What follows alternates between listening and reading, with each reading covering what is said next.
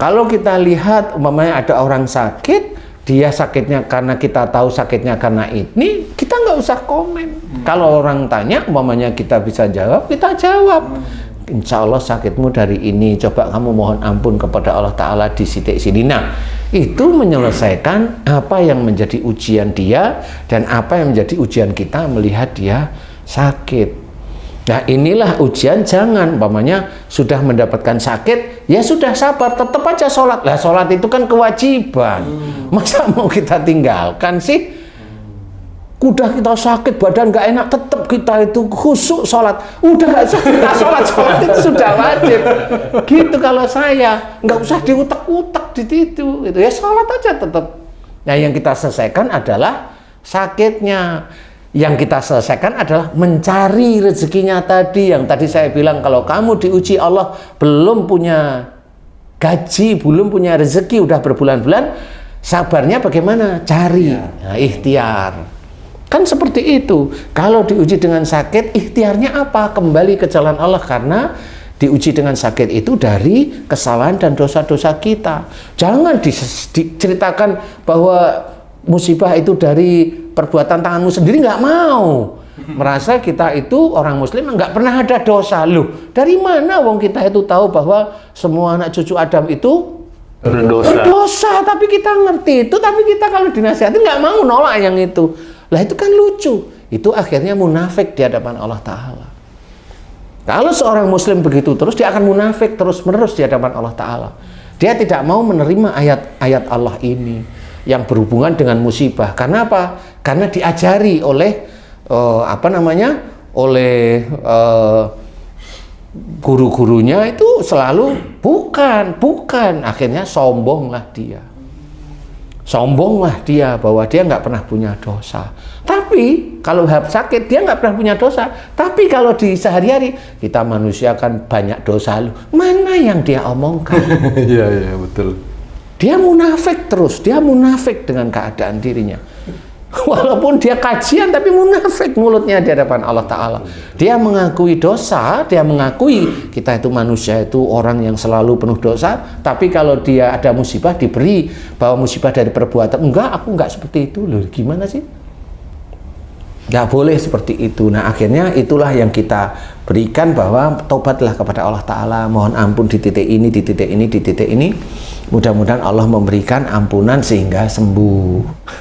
Wala nudzikannahum minal adabil adna dunnal adabil akbar. Sudah jelas di situ. Dan sungguh akan ditimpakan kepada mereka siksa kecil di dunia sebelum siksa besar di akhirat. Semua orang yang sakit di dunia ini, ya nanti di akhirat dia akan masuk neraka. Ini Allah yang bercerita. Jangan bilang ini untuk orang yang non-muslim. Jangan. Terus yang muslim itu kalau sakit kenapa? Nggak berlaku ayat itu ya. Nggak berlaku ayat itu ya gitu. Enggak. Semua ayat-ayat Quran itu untuk semua manusia, muslim atau yang belum muslim, itu tetap akan dapat. Nah, inilah yang harus kita ketahui, bahwa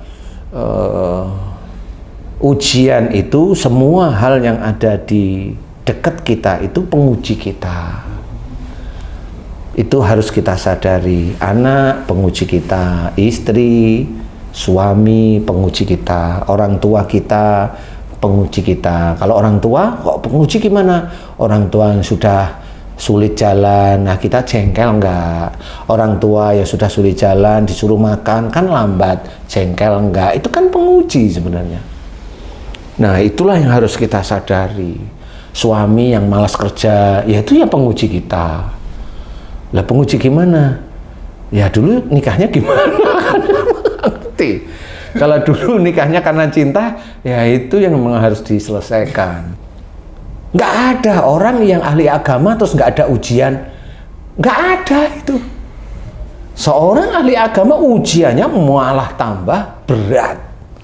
Dia ngomongin kebaikan, kalau dia tidak melakukan dosa besar. Nah, itu banyak banget tuh Ustadz. Ya iya. Mereka mencari baca buku literatur segala macem, sampaikan ke masyarakat, ke taklim. Tapi dia sendiri belum mengerjakan gimana? Ya dosa. Dosa. Jelas dijelaskan dalam Quran, kabura maqtan indallah yang taqulu ma la taf'alun. Kemurkaan Allah, kemarahan Allah amat dekat kepada orang menyuruh orang lain berbuat baik tapi dia tidak mengerjakan. Yaitu ya pendakwah seperti saya ini. Kalau ngomong ngawur aja ya. Dia nggak ngerjain ya. Ya dosa, kalau dia lakukan terus dosa. Kalau itu sama jamaahnya dilakukan padahal dia itu memang nggak ini ya dia dosa jariah. Dia fitnah saudaranya sendiri yang dakwah, ya dia dosa jariah. Dan itu nanti tahunya setelah di akhirat. Terus sekarang nggak tahu. Karena saudaranya yang diejek masih senyum-senyum, nggak ngapa-ngapain, senyum-senyum aja. Dia kan, nah itu ujian semuanya. Ujian. Seorang guru ya diuji dengan kepandaiannya. Seorang ahli agama diuji dengan kepandaiannya. Kenapa itu diceritakan oleh Allah Ta'ala dalam hadis bahwa besok yang banyak masuk neraka salah satunya adalah ulama, orang berilmu. Ilmu apa? Ilmu aja, semua ilmu, termasuk ilmu agama. Itu masuk neraka. Kenapa begitu ya Pak Ustaz? Ya, karena biasanya tadi Haji J juga bilang hanya ngomong tapi dia tidak mengerjakan juga.